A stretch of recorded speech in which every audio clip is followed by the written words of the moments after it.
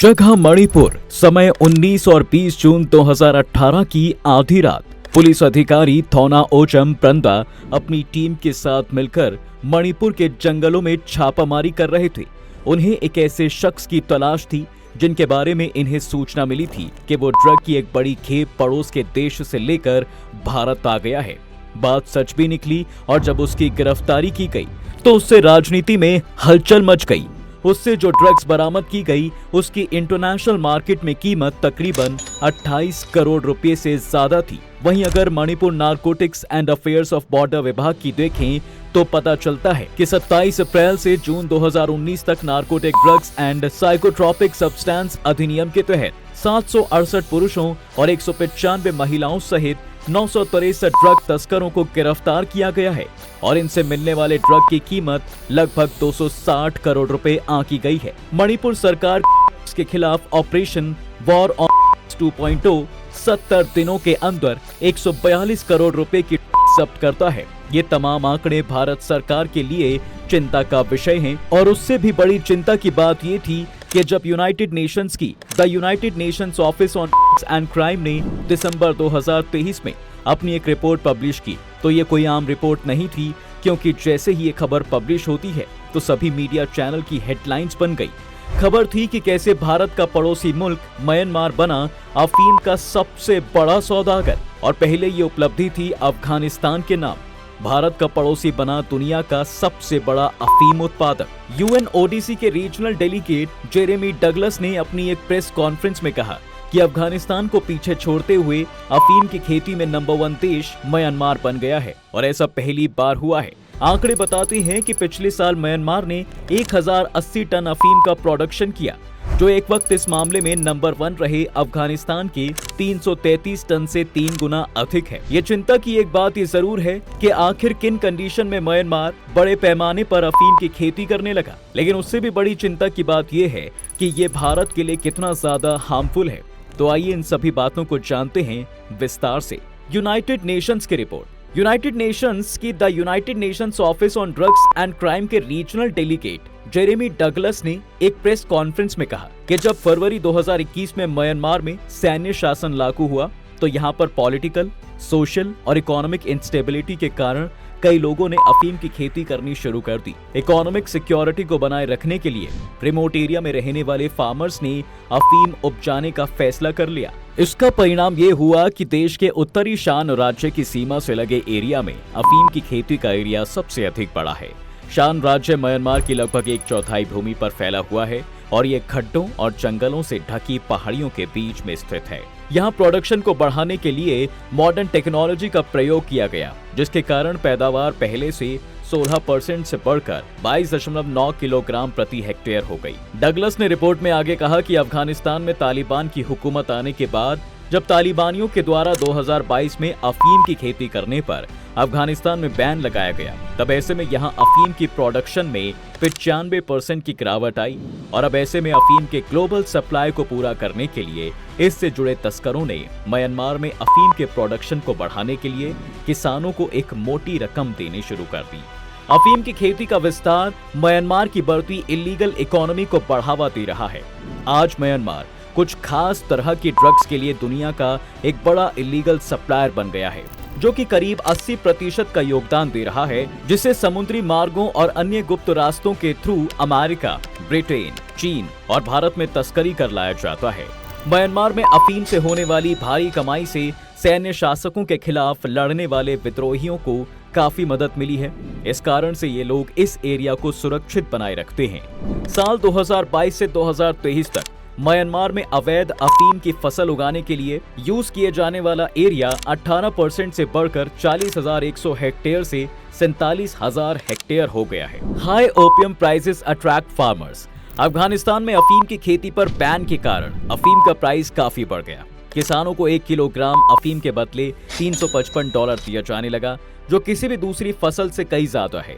United Nations के मुताबिक ये कीमत 2022 के कंपैरिजन में 75% ज्यादा है। इस वजह से ज्यादा किसान अफीम की खेती की ओर अट्रैक्ट हुए हैं। कोरोना पैंडेमिक और सैन्य शासकों के लूट खसोट के कारण म्यांमार की इकोनॉमी भी गिरती जा रही है और दुनिया भर में अफीम की आपूर्ति में कमी के कारण इस एरिया में रहने वाले लोग इसकी फसल उपजाने लगे हैं। Farmers have limited income options. ऐसा नहीं है कि म्यांमार में अफीम की खेती कम करने के लिए कभी कोई कोशिश नहीं की गई। सरकार ने किसानों की आय बढ़ाने के लिए उन्हें चीनी, रबर और फलों जैसे उत्पादों की खेती करने के लिए लोन भी दिया, लेकिन पहाड़ी भूमि होने के कारण इन्हें उगाना अफीम के कंपैरिजन में ज्यादा डिफिकल्ट है। इसके बाद इस उपज को रिमोट एरिया से मेन मार्केट तक लाना भी डिफिकल्ट है, जबकि अफीम खरीदने के लिए खरीदार उसके खेत पर खुद पहुंच जाते हैं। इस तरह किसानों का ट्रांसपोर्ट खर्च भी बच जाता है और दूसरी फसलों की तुलना में कीमत भी ज्यादा मिलती है। हाल ही में लागू हुए मिलिट्री रूल के बाद से म्यांमार को बहुत कम फॉरेन इन्वेस्टमेंट या इंटरनेशनल इकोनॉमिक एड मिली है। इस वजह से किसानों के लिए इनकम के एक्स्ट्रा सोर्स ढूंढना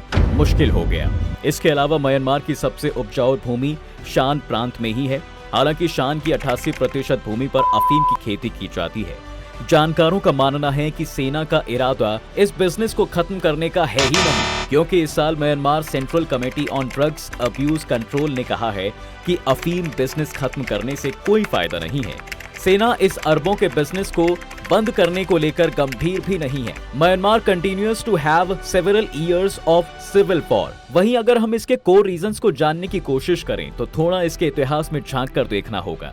म्यांमार को साल 1948 में ब्रिटिश शासन से स्वतंत्रता मिली, लेकिन इसके बाद यहाँ एक लंबे समय तक सैन्य जुटा तानाशाही का शासन चलता रहा है। साल 2020 के चुनाव में ऑंग सान सू की जीत हासिल करके देश के प्रधानमंत्री बने, लेकिन सेना ने 1 फरवरी 2021 को इन्हें गिरफ्तार करके जेल में बंद कर दिया और देश की सत्ता पर कब्जा कर लिया।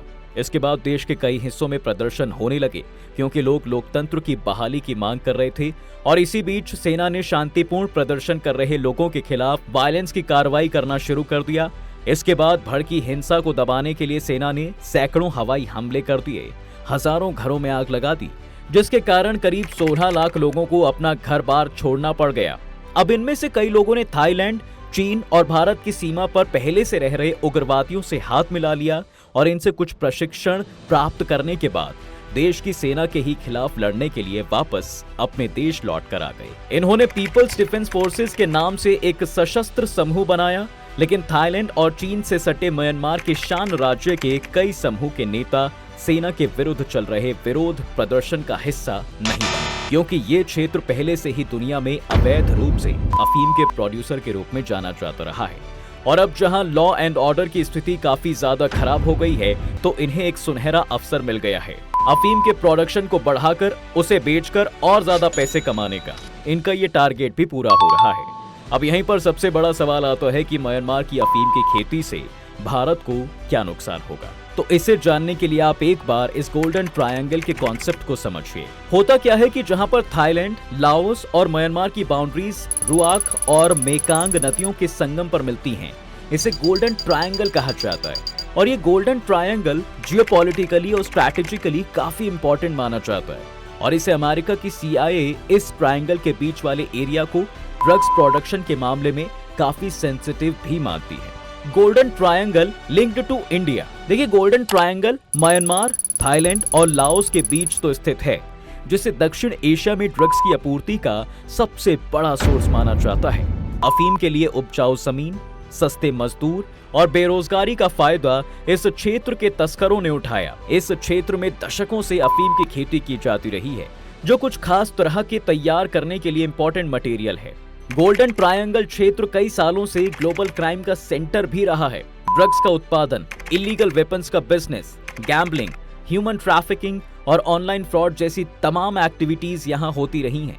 इस सुदूर पहाड़ी क्षेत्र की सीमाएं 3 देशों से लगी हुई हैं, जिससे ये क्षेत्र अपराधियों के लिए सुरक्षित है, क्योंकि एक देश में अपराध करने के बाद अपराधी दूसरे देश की सीमा में चले जाते हैं और ऐसे में किसी भी देश के सैनिक या पुलिस सीमा उल्लंघन नहीं करती है। अब ऐसे में अपराधी बच जाते हैं। यहाँ कोई पेट्रोलिंग भी नहीं होती, जिससे अपराधियों के लिए कानून से बचना और भी आसान हो जाता है। भारत के साथ समस्या ये है कि भारत न केवल गोल्डन ट्रायंगल के पास पड़ता है बल्कि गोल्डन क्रिसेंट के पास भी है। गोल्डन क्रिसेंट में भी अवैध ड्रग्स का बड़ा कारोबार होता है और इसमें पाकिस्तान, अफगानिस्तान और ईरान का क्षेत्र भी शामिल है। ये सारे ही देश ड्रग्स की तस्करी के लिए जाने जाते हैं और ड्रग तस्करी के लिए बदनाम इस ट्रायंगल का भारत से गहरा नाता है, क्योंकि भारत इनके बीच में फंसा हुआ है। इनके बारे में कहा जाता है कि जब चीन ने अपने यहाँ नशे का कारोबार बंद कर दिया तो ये उन तीनों देशों की सीमाओं के भीतर फलने फूलने लगा, जिसे हम आज गोल्डन ट्रायंगल के नाम से जानते हैं। भारत इन देशों से जुड़ा हुआ है और इसलिए यहाँ पर ड्रग्स आसानी से आ जाती है। संयुक्त राष्ट्र ने खुद साल 2018 की एक रिपोर्ट में माना था कि भारत ड्रग्स की तस्करी का केंद्र बन गया है। आज भारत और म्यांमार के बीच तकरीबन 1640 किलोमीटर लंबा बॉर्डर है, जिसमें भारत के अरुणाचल प्रदेश, मणिपुर, मिजोरम और नागालैंड राज्य की सीमाएं म्यांमार से जुड़ी हुई हैं। ड्रग सप्लाई रूट को विस्तार से देखें तो पाएंगे कि म्यांमार के भामो, लेसियो और मंडाली से होते हुए अफीम, हेरोइन जैसे घातक ड्रग्स भारत के इन्हीं राज्यों में सबसे पहले आता है, जो यहाँ से होते हुए देश के दूसरे राज्यों के महानगरों तक आसानी से पहुंच जाता है। इसी तरह से भारत में भी जो ड्रग्स है उनकी तस्करी दूसरे देशों को इसी रूट के जरिए होती है। कुल मिलाकर ड्रग तस्करों के लिए भारत का नॉर्थ ईस्टर्न रीजन स्वर्ग बना हुआ है। Golden triangle has a big connection in Manipur violence. Narcotics control bureau से जुड़े सूत्रों का कहना है कि मणिपुर में हो रही हिंसा के पीछे चाहे जो भी राजनीतिक कारण हो, लेकिन असल में इन सब के पीछे सबसे बड़ा कारण इस इलाके में नशे का कारोबार है। Anti drug unit narcotics and affairs border से जुड़े सूत्रों का कहना है कि साल 2017 से साल 2020 तक 2518 लोग बड़े ड्रग तस्करी में शामिल पाए गए और हिरासत में भी लिए गए। मणिपुर में 873 लोगों को ड्रग के धंधे में शामिल पाया गया और हिरासत में लिया गया। म्यांमार और भारत के नॉर्थ ईस्टर्न रीजन में रहने वाले लोगों के बीच सामाजिक सांस्कृतिक संबंध कई सालों से हैं। इस कारण से भारत के कई जनजातीय समूह को म्यांमार जाने के लिए वीजा की जरूरत नहीं होती। ठीक इसी प्रकार म्यांमार के भी कई जनजातीय समूह को भारत आने के लिए वीजा की जरूरत नहीं होती है।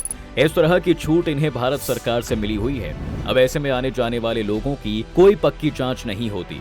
करीबी रिश्ता होने और एक दूसरे के यहाँ आने जाने के कारण ड्रग्स की आपूर्ति के लिए आसान रास्ता बन जाता है, क्योंकि इससे तस्करी का रास्ता आसान हो जाता है। कहते हैं कि गोल्डन ट्रायंगल से पहले चीन में ड्रग्स का बिजनेस बड़े पैमाने पर होता था। ये साल 1820 के आसपास की बात है, जब ब्रिटिश बिजनेसमैन चाय के बदले चीन को अफीम की सप्लाई करते थे। चीन में अफीम का उपयोग दवाएं बनाने के लिए किया जाता था, लेकिन बाद में यहाँ के युवा इसे खाने लगे नशे करने के लिए। हालांकि अफीम वहाँ अवैध थी, फिर भी मांग को देखते हुए ब्रिटेन के लोग चोरी छिपे यहाँ अफीम पहुँचाते रहते थे। अब यहाँ के लोग इस नशे के आदी हो गए थे और साल 1839 में चीन के राजा डाओगुआंग ने अपनी जनता की हालत देखकर नशे के खिलाफ युद्ध छेड़ दिया और बड़े पैमाने पर नशे के विरोध में छापेमारी कर दी। नशे से जुड़ी हर वस्तु को जब्त करने का आदेश दे दिया गया और नशा करने वाले को भी जेल में डालने का आदेश दिया गया। उस अफीम का बिजनेस हिलता देख ब्रिटिश सेना क्रोधित हो गई और चीन पर अटैक कर दिया।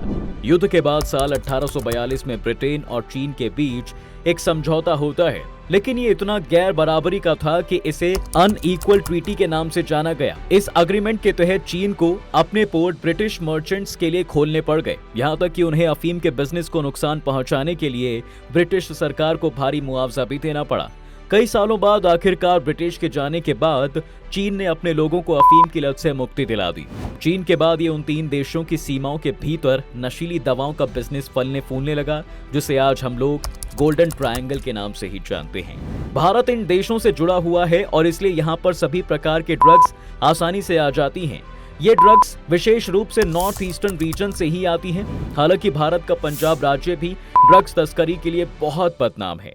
Taliban ban opium cultivation in Afghanistan. हालांकि जब भी अफीम की खेती की बात होती है तो हमारे दिमाग में सबसे पहले अफगानिस्तान का नाम आता है, क्योंकि अफगानिस्तान कई वर्षों तक दुनिया के सबसे बड़े अफीम प्रोड्यूसर देश बना रहा है। लेकिन साल 2021 में तालिबान संगठन के सत्ता में वापस आने के बाद अफीम की खेती पर प्रतिबंध लगा दिया गया। तालिबानियों का कहना है कि तमाम नशे की वस्तु जो मेंटल बैलेंस के लिए हार्मफुल है और इस्लाम धर्म में हराम किया गया है, तालिबानियों ने अफीम की खेती पर प्रतिबंध लगाने का फरमान जारी करते हुए अफीम प्रोडक्शन करने वाले किसानों को कड़ी सजा की चेतावनी भी दी है, जिस कारण से यहां अफीम की खेती में 95% तक की गिरावट आई। अफगानिस्तान में अफीम पर यूनाइटेड नेशंस के सर्वे से पता चलता है कि देश में साल 2022 में 6200 टन अफीम की खेती हुई थी, जो साल 2023 में 95% तक घटकर 333 टन ही रह गई है और म्यांमार अब इसके टॉप पर है। बहरहाल आज की वीडियो में फिलहाल बस इतना ही। इन सभी बातों को लेकर आपकी क्या राय है, नीचे कमेंट सेक्शन में हमें जरूर बताएं। अगर वीडियो अच्छी लगी हो तो इसे लाइक और शेयर अवश्य करें और अगर आप इस चैनल पर नए हैं तो इस चैनल को सब्सक्राइब करके ऑल नोटिफिकेशन को ऑन कर लीजिए ताकि हमारे आने वाले वीडियोस आपको मिलते रहें।